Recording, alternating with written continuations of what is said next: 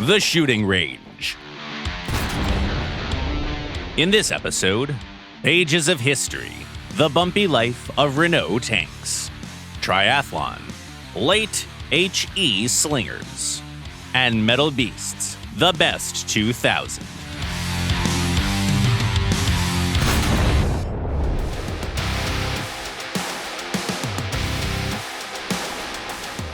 War Thunder pilots are already familiar with two specialized members of the Mirage 2000 family. One of those is a pure aerial predator, while the other one is a fearsome, high-precision striker. What both of those machines lack, however, is versatility. Today's Metal Beasts aims to fill out that niche. Please welcome the Mirage 2000 5F. Its propulsion is provided by a turbojet engine with an afterburner. Self-sealing fuel tanks are found in the fuselage and the wing consoles. The aircraft can also carry drop tanks. The nose cone hides the onboard radar system. Its fixed armament consists of two 30mm autocannons with a total ammo pool of 250 rounds. The plane has 9 hardpoints capable of carrying gun pods, rockets, conventional and retarded bombs, guided air-to-air and air-to-surface missiles, as well as a rich choice of guided bombs with laser and TV homing devices. There's also a targeting pod with thermals. The Mirage 2000 is far from being the most popular choice in top-tier air battles, but we don't think it's because this machine is weaker than the competition. The French fighter can offer some great dynamics, excellent maneuverability, a modern radar, and pretty decent missiles. The actual reason might be a different thing. Many players start using the Mirage only after learning their way around the classic and somewhat boring 4th-gen fighters. Compared to the F-16 or the MiG-29, the main flaw of the Mirage is its modest number of missiles. But you can actually see it as an educational point. No other plane can teach you to value each piece of ordnance and use it only when you're 100% sure. Is that not a reason to master the new fighter? Moreover, its close air support capabilities are pretty impressive, enough to cast away any doubts you might still have. The new Mirage is just as good at delivering high-precision missile and bomb strikes as its competition, even surpassing it at times. Let's have a look here. The 5F can simultaneously carry 3 guided bombs and 2 air-to-surface missiles, all laser-guided. There's a targeting pod with high-definition thermals, an eye candy after lower-quality devices. There's also some air-to-air missiles and autocannons, and all of this comes with a light, maneuverable, and dynamic fighter. Oh, and besides, there's the new TV-guided bombs.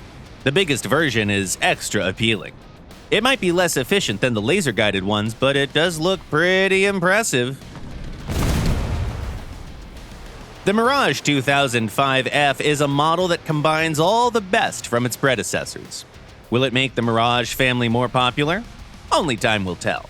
In any case, we're sure that players who trust this top French fighter won't be disappointed.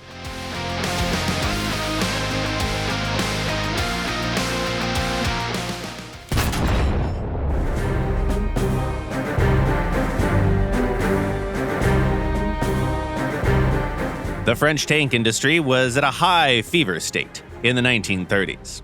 The military was switching from one extreme to another, seemingly confused about what it actually wanted. French firms were fulfilling some odd orders, building small batches of all kinds of tanks.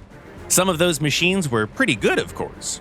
For instance, the Sommelier 35, the AMD 35, or some of the anti-tank cannons. The Hotchkiss 39 was also decent enough for an infantry tank.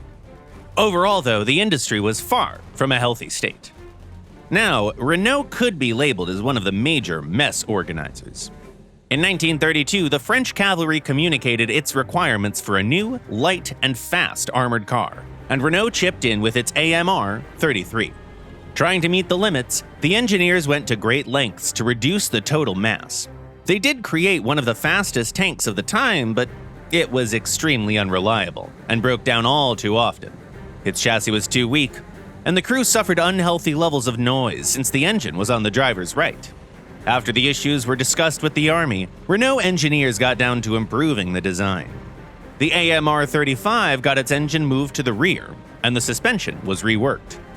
The tank got heavier, and it was the transmission's turn to break down. 43 machines had their turning mechanisms replaced, for the 6th time. For Renault, it was a financial disaster. They even had to plead with the government to forgive the fines for breaching the contract, since they had to replace transmissions on all AMR-35s at their own expense. Meanwhile, Renault engineers started working on the AMC-34, a more powerful tank for the cavalry. The company already got down to assembling the first prototypes when the Army demanded that they fortify the armor. The chassis was too weak for that, so Renault had to make yet another new machine, the AMC-35. They tried to disguise it as a modernized version, but the military suspected something was off and opted for a full set of tests. Should we say the obvious? Of course, the prototype failed them all. Renault did get a small order of these for some reason, but even that batch was finished late. There was another similar situation with the infantry. Renault got an order for an improved D2 infantry tank. At first, the French wanted a large batch of 750 machines, but then they switched their bet to the Char B1, so the batch was reduced to just 50 machines. That was only half the problem, though. The D2 was another extremely unreliable tank, and it wasn't due to a single failure point.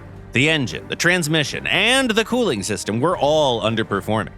The D2's mechanisms degraded too fast and needed factory repairs, so Renault was commissioned for another batch of 50 tanks to replace the old ones. You must have noticed a pattern by now. Time after time, Renault would take an order, miss the deadlines, and present a barely working solution. Why? Well, for one, Louis Renault was a cantankerous, aggressive businessman. He used his connections in the government to take more orders than his company could swallow. His engineers never had enough time to polish their designs, and the factories couldn't hit any of their deadlines. Second, the French army had a modest budget, which made them try to save every franc they could. Third, Renault was going through some hard times itself. In 1936, the government bought out its tank factory in Issy-les-Moulineaux. It was made into a standalone company called AMX, a new competitor for Renault. Unsurprisingly, their relationship was verging on the edge of open animosity. All of this resulted in Renault's failure to become a tank monopoly. It lost its own tank factory, and the cavalry switched to Hotchkiss and Sommiat tanks.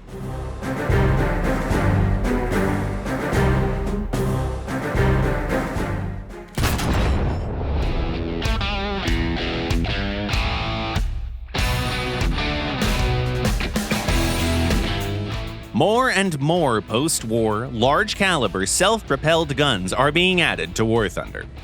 Why don't we throw them into a triathlon? Everybody loves them some high explosives. Let's take a look at today's competitors. The Soviet 2S3M Akatsiya, the South African G6, the Japanese Type 75 SPH, the French AUF1, and the Swedish Bandkanon 1C. Fewer teams than usual this time, but that only means we can dedicate more time to each. And as usual, we'll start by assessing their mobility in a race across fields, snow, and sand. The drivers lead their tanks to the starting line and... go! The SPGs rev up, and the Akatsiya gains the lead almost right away. The Japanese machine follows right behind, then we can see the French one, and the rest of the race is lagging behind. By the end of the first part, the Type 75 actually manages to take the lead, but not for long. The Soviet SPG regains its position on the snow, and even the G6 and the AUF-1 catch up with the Japanese team. The desert sees the four tanks drive in a tight group, while the Swedish team falls even further behind. The 2S3M is still in the lead along the riverbed, but the last part is close.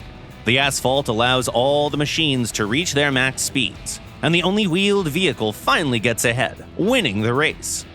The Soviet crew finishes second, then we see the French and the Japanese teams, and the Swedish machine makes everyone wait. Now let's check the defenses of our contestants. We'll place them 200 meters away and shoot something not too powerful at them. Say the Bulldog saboted round will do just fine. The Soviet team drew the first match. A hit to the right side of the hull incapacitates 3 crew members, providing the machine with an express ticket to the hangar screen. Yeah, having a load of ammo in the rear doesn't improve your chances much. The French team has a similar situation.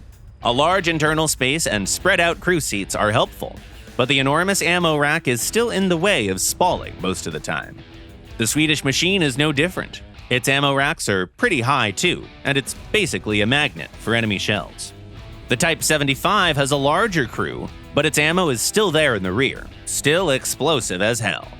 Now, the best result is seen from the South African G6. It has a large crew, good internal space, and lower placement of the ammo, which makes it a harder target for saboted rounds.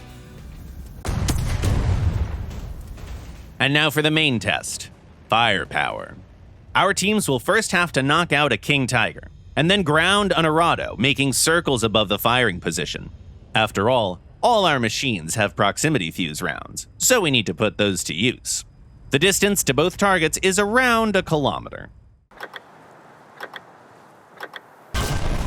This time, the worst result is shown by the G6 crew. After the initial miss, they spend almost 15 seconds reloading. Now that the first target is hit, the gunner starts aiming at the aircraft. Unfortunately, their machine's aiming angle is pretty narrow, so the driver has to help the gunner catch the bomber in its sights. The Soviet crew has a better time with this task. With a reload rate below 14 seconds and a fully rotating turret, they can complete it in a much shorter time. The only trouble they had was a lowish aiming speed and trickier shell ballistics. Third place in this stage belongs to the Japanese machine, thanks to its good reload rate and fast gun drives. Now the French crew shows an even better result. It has a reload time of only 7.5 seconds and a high muzzle velocity. And the best one in this test is the Swedish SPG.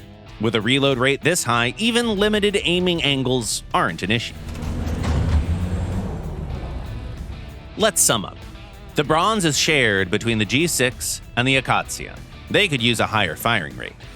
The silver goes to the Type 75 for its versatility, and the Bandkanon for its outstanding firepower.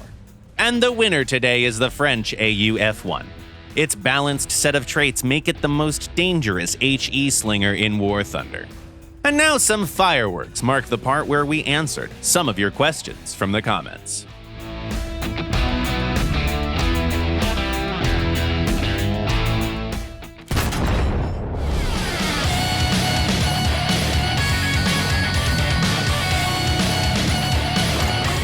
The first question was sent by a player called Phantom.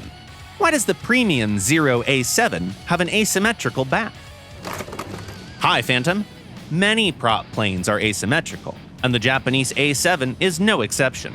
It's a design feature required to compensate for the propeller's torque force. NeoGamer210 asks, could you do a triathlon about the first ever jet fighters? Hello, NeoGamer. We already did it quite a while ago, in episode 239. It's still relevant though, so check it out.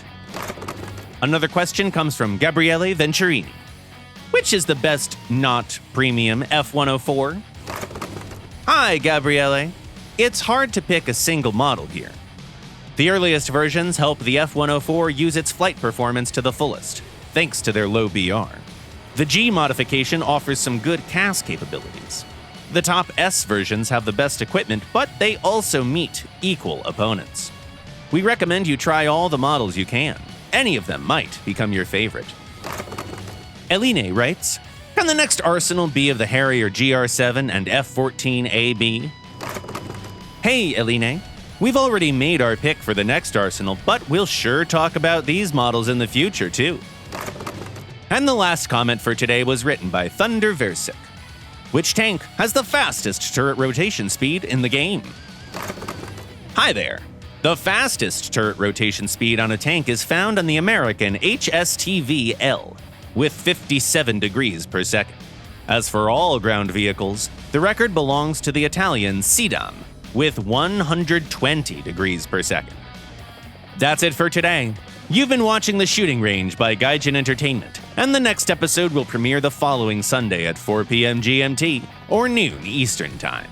Subscribe and click the bell if you don't want to miss our next videos. Don't forget to keep the car jack in your Renault's trunk, leave a like, share your thoughts and comments, and see you next week.